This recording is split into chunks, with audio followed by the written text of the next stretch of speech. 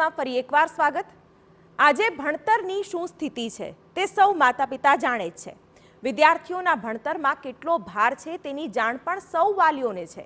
ત્યારે વિદ્યાર્થીઓના આત્મહત્યાના પણ અનેક કિસ્સા વધી રહ્યા છે। કેન્દ્ર સરકારે આ અંગે એક ગાઈડલાઈન બહાર પાડી છે। આ ગાઈડલાઈનનો વિરોધ થઈ રહ્યો છે। ત્યારે જાણો શા માટે થઈ રહ્યો છે વિરોધ અને કોણ કરી રહ્યું છે આ વિરોધ।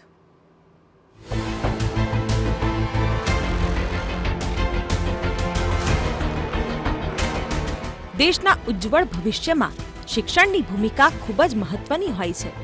બાળકોના ઘડતરમાં પણ શિક્ષણ મુખ્ય ભૂમિકા નિભાવતું હોય છે। પરંતુ આજ શિક્ષણ બાળકો માટે ખતરનાક સાબિત થાય તો? દેશમાં વિદ્યાર્થીઓના આત્મહત્યાના કેસમાં વધારો। ભાર વગરનું ભણતર વિદ્યાર્થીઓને શું પડી રહ્યું છે ભારે? સરકાર ચિંતિત, ગાઈડલાઈન કરી જાહેર। કોચિંગ ક્લાસ પર તે ગાળીઓ, સંચાલકો નારાજ। દેશમાં વિદ્યાર્થીઓના આત્મહત્યાના વધી રહેલા કિસ્સાઓ વચ્ચે સરકારે કોચિંગ સેન્ટર માટે ગાઈડલાઈન જાહેર કરી। કોચિંગ સેન્ટરોની મનમાની પર લગામ મૂકવા અને આત્મહત્યાના વધતા કિસ્સા ઘટાડવા કડક ગાઈડલાઈન બનાવી છે, જેને લઈને રાજ્યમાં ટ્યુશન સંચાલકોની નારાજગી સામે આવી છે।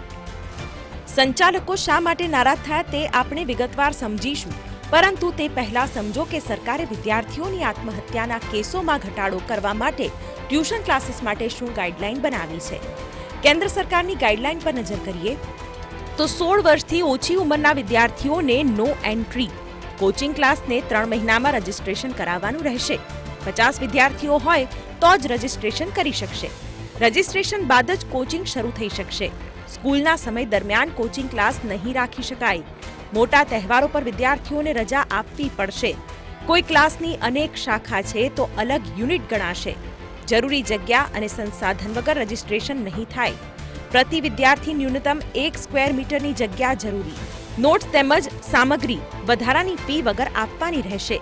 કોઈ એક કોર્સની ફીસ લીધા બાદ વધારી નહીં શકાય। કોચિંગમાં જરૂરી હોય ત્યાં સીસીટીવી કેમેરા લગાવવા પડશે। સંચાલકોએ દરેક વિદ્યાર્થીઓનું કાઉન્સેલિંગ કરવાનું રહેશે। શિક્ષણના વિષય પર કોઈ પણ પ્રકારનો નિર્ણય લેવો તે રાજ્ય સરકારના હાથમાં હોય છે, પરંતુ કેન્દ્ર સરકાર પણ આ પ્રકારની ગાઈડલાઈન સમય અનુસાર બહાર પાડતી હોય છે। દેશમાં વધતા વિદ્યાર્થીઓની આત્મહત્યાના કેસોને ધ્યાનમાં રાખીને ગાઈડલાઈન બહાર પાડી છે, પરંતુ આ અંગે ગુજરાત રાજ્ય સરકાર કોઈ પણ નિર્ણય લે તે પહેલા જ ખાનગી કોચિંગ ક્લાસીસોના સંચાલકો મેદાનમાં ઉતર્યા છે।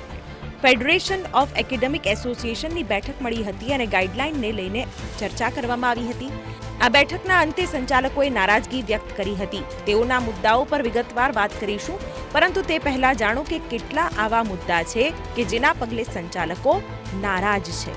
જુઓ, સંચાલકોએ ગાઈડલાઈનમાં સુધારો કરવા સૂચનો જાહેર કર્યા। 16 વર્ષની વય મર્યાદા દૂર કરવાની માંગ કરી છે। વય મર્યાદા 16ને બદલે 10 વર્ષ કરવામાં આવે। એક વિદ્યાર્થી ભણાવે તો તેનું પણ રજીસ્ટ્રેશન કરાવવું। રજીસ્ટ્રેશનની ફીમાંથી મુક્તિ આપવામાં આવે। ભૂતિયા વિદ્યાર્થી મુદ્દે સ્કૂલ સામે કાર્યવાહીની જરૂર હોવાનું કહ્યું। જગ્યાનો માપદંડ દૂર કરી યોગ્ય કરવા માંગ કરી। કોચિંગ ક્લાસને લીઝ પર જમીન સહિતના લાભો આપવા પણ માંગ કરી। બેઠક બાદ સંચાલકોએ જાહેર કર્યું કે ગાઈડલાઈનમાં 16 વર્ષથી નાની ઉંમરના બાળકોને ક્લાસીસમાં જવા પર પ્રતિબંધ લગાવવાની સલાહ આપવામાં આવી છે। તે લોકતંત્રને પડકાર ફેંકવા બરાબર છે। 16 જનવરીના રોજ જે કેન્દ્ર સરકારે ગાઈડલાઈન સ્ટેટ માટે રજૂ કરી છે, એના અનુસંધાને જ્યારે ગુજરાત ગવર્મેન્ટ આ કારણ કે એજ્યુકેશન સ્ટેટનો સબ્જેક્ટ છે, જ્યારે ગુજરાત ગવર્મેન્ટ આ ગાઈડલાઈન બહાર પાડે એના પહેલાં અમારી વિનંતી સ્વરૂપે કેટલાક સજેશન આપવા માટેની આ મિટિંગ છે। અને આ મિટિંગની અંદર જે મુદ્દાઓ મુખ્ય ચર્ચામાં રહ્યા છે કે 16 વર્ષથી નીચેના બાળકોને ટ્યુશનમાં ન રાખવું, એક એ મુદ્દા ઉપર કે આ 16 વર્ષના જે નીચેના બાળકો છે એ પોતાની સ્વઈચ્છાથી અને એમાં જે શાળાની અંદર અપૂર્ણતા રહી જાય છે ને પૂર્ણ કરવા માટે પોતાના શિક્ષકને પસંદ કરે છે, તો મનપસંદ શિક્ષક પાસે જવા માટે કોઈ લોકતાંત્રિક રીતે રોકી ન શકે।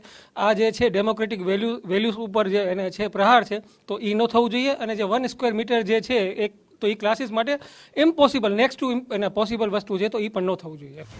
બીજી તરફ બેઠક બાદ એ પણ જાહેર કરવામાં આવ્યું કે ડમી ક્લાસીસનો વિરોધ એસોસિએશન પણ કરી રહ્યું છે, પરંતુ રાઇટ ટુ એજ્યુકેશનનો અધિકાર વિદ્યાર્થીઓને મળે છે। સાથે સંચાલકોએ ચીમકી ઉચ્ચારી કે અમારી માંગ પૂર્ણ કરવામાં નહીં આવે તો હાઈકોર્ટ, સુપ્રીમ કોર્ટના દરવાજા પણ ખખડાવવામાં આવશે। કાયદાકીય લડાઈની પૂરી રીતે તૈયારી પણ દર્શાવી। બિલકુલ અમે સંમત છે કે અત્યારે જે શાળાના અવર્સની અંદર જે વિદ્યાર્થીઓ ક્લાસીસમાં ડમી ક્લાસીસની અંદર જાય છે એ ડમી ક્લાસીસનો અમે પણ વિરોધ કરી રહ્યા છે. અમે તો વિદ્યાર્થીઓને સારું શિક્ષણ આપી રહ્યા છીએ અને એના માટે થઈને 100% જે RTEનો કાયદો છે, રાઇટ ટુ એજ્યુકેશનનો, કે શાળાના શિક્ષક એ શાળાના સમય દરમિયાન પણ અથવા તો સમય બાદ પણ વેતન કે અવેતન કોઈ પણ પ્રકારનું ટ્યુશન કરી શકે નહીં અથવા તો કોઈ પણ ડમી સ્કૂલની અંદર બાળકો ભણે નહીં. એ અમારો જે મોટિવ છે એ મોટિવની સાથે અમે એ કહેવા માગીએ છીએ કે જો અમારી આ માગણી જે છે એ બહુ જ એકદમ વ્યાજબી માગણી છે, 16 વર્ષથી નીચેના બાળકોને અમે ભણાવીએ, એ માગણી જો નહીં માનવામાં આવે તો હાઈકોર્ટ અને સુપ્રીમ કોર્ટના દ્વાર પણ ખુલ્લા છે.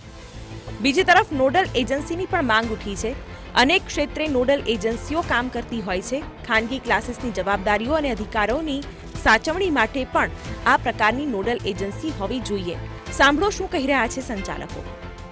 ફેડરેશન ઓફ એકેડેમિક્સ એસોસિએશન એક સંઘોનો સંઘ છે કે જેની અંદર જિલ્લાવાર એમના પ્રતિનિધિઓ છે, માળખું છે. આવી જ રીતે ચાર્ટર એકાઉન્ટન્ટ, બાર કાઉન્સિલ એ જોગવાઈ છે કે જે કોઈ નિયમોનો ભંગ ન થાય એની પૂરતું ધ્યાન રાખે, ભારતીય કાયદાના અનુસાર ચાલે, તો એવી ગાઈડલાઇન માટે હોવું જોઈએ. કારણ કે સરકાર પાસે એટલું ઇન્ફ્રાસ્ટ્રક્ચર છે જ નહીં. શાળા અધિનિયમ 2005 છે, એમનું જો અમલીકરણ ન કરાવી શકતા હોય, એમના ડીઓની આખી ટીમ છે, તેમ છતાં ન થઈ શકતું હોય તો અહીંયા વધારે મુશ્કેલી. કારણ કે સ્કૂલો કરતાં અનેક ગણા કોચિંગ ક્લાસો છે, તો એને રેગ્યુલેશન કરવા અથવા એનું જે કોઈ વસ્તુ કરવા એની જવાબદારી માટે એક નોડલ એજન્સી હોવી જોઈએ. જો અમને નોડલ એજન્સી ફાને ન બનાવે તો જે ઓથોરિટી બને એમાં ફાના પ્રતિનિધિઓ હોવા જોઈએ. કારણ કે દરેક વ્યક્તિને પોતાનો અવાજ રજૂ કરવા, મુશ્કેલી રજૂ કરવાની એક તક હોવી જોઈએ. સાથે સંચાલકોએ જણાવ્યું કે ખાનગી ક્લાસીસ અથવા તો કોચિંગ ક્લાસીસ એક ગૃહ ઉદ્યોગની જેમ કામ કરે છે. હજારો શિક્ષકોના પરિવાર આ ક્ષેત્રે નભતા હોય છે, પોતાનું ગુજરાન ચલાવતા હોય છે. એટલા માટે ગાઈડલાઈન બહાર પાડવામાં આવે તો તેઓના હિતોને પણ ધ્યાનમાં રાખવા જોઈએ.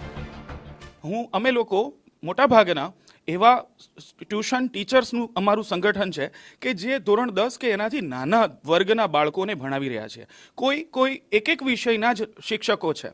તો આ કાયદાને પગલે અમારું ખૂબ જ નુકસાન થાય છે. ધંધો, બેરોજગાર ઓછા થવાના નહીં પણ બંધ થઈ જવાના એંધાણ છે. અને સામે પક્ષે જે આ કાયદો લાવવામાં આવ્યો છે, JEE નીટ જેવી કોમ્પિટિટિવ એક્ઝામને પગલે બાળકો આત્મહત્યા કરે છે, તો એ લોકો 16 વર્ષથી ઉપરના બાળકોને ભણાવવા હોવાને કારણે એ લોકો આમાંથી બચી જાય છે.